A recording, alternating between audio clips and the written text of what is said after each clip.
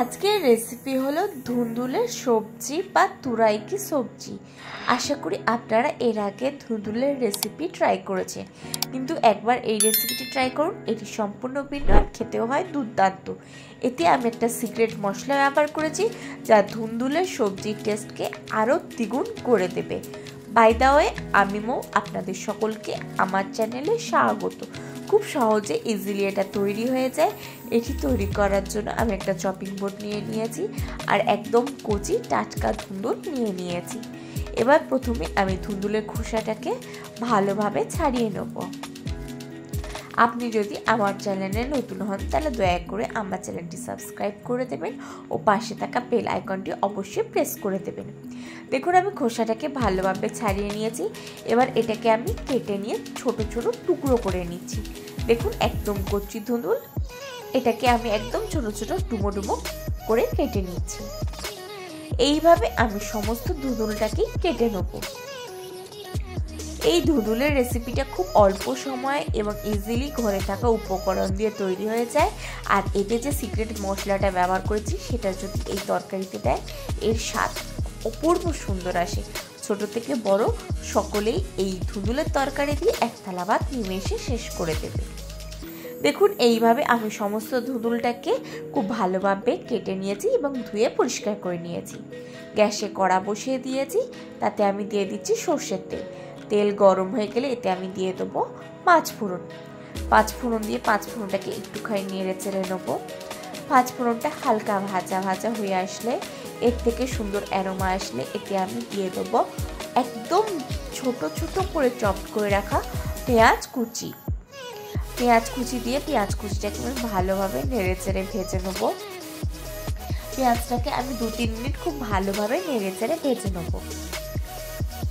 আপনারা বাড়িতে অবশ্যই একবার এই পদ্ধতিতে ধুন্দুল বা তুরাইয়ের সবজিটা বানিয়ে দেখুন।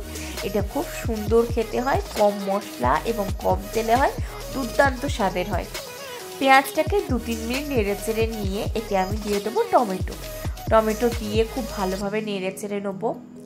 টমেটো দিয়েই আমি এতে দিয়ে দেবো পরিমাণ মতো নুন দিয়ে এটাকে আবারও নেড়ে চেড়ে নেবো।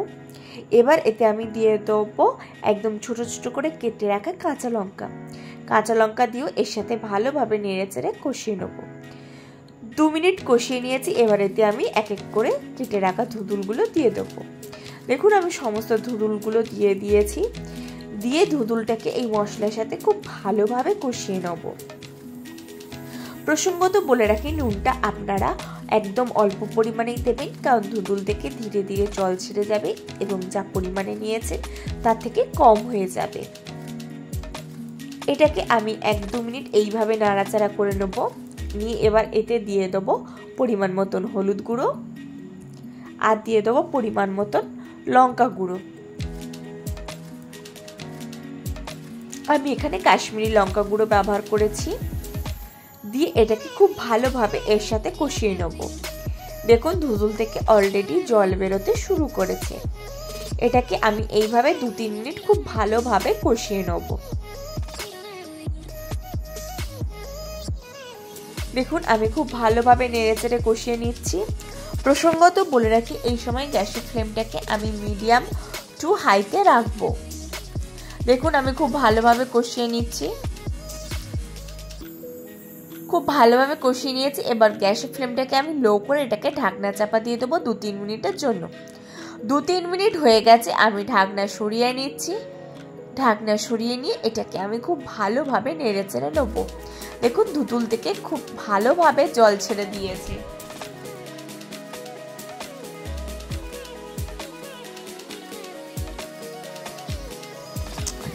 দেখুন, 2-3 মিনিট নেড়ে চেড়ে নিয়েছি। নিয়ে এটাকে আবারও ঢাকনা চাপা দিয়ে দেবো 2-3 মিনিটের জন্য।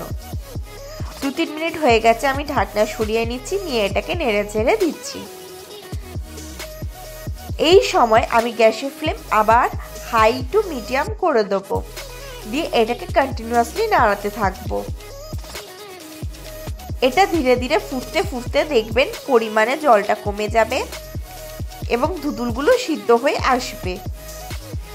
এই সময় এতে আমি সামান্য পরিমাণে চিনি দিয়ে দেবো। চিনি দিয়ে চিনিটাকে মিশিয়ে নেব। এই সময় গ্যাসের ফ্লেমটাকে আমি একদম মিডিয়াম করে দেবো, দিয়ে খুন্তি বা স্প্যাচুলা কন্টিনিউয়াসলি নাড়াতে থাকবো।